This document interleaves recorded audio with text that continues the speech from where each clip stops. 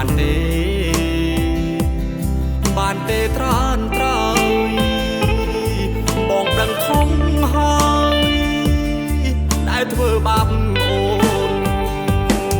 ពេលបងសំបែកមិនយល់ពីចិត្តស្ងួន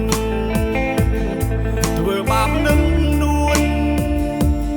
ឲ្យអូនឈឺចាប់តែនៅពេលនេះ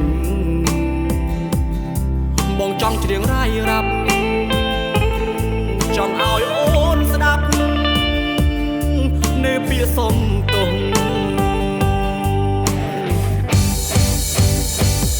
វិលវិញបានទេពីងមេបងដឹងខំហើយបានទេត្រានត្រៃឲ្យបងសុំផ្លែអូនម្ដង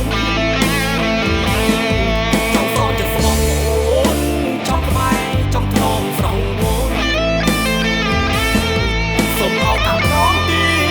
តើអូនវិលវិញបានទេ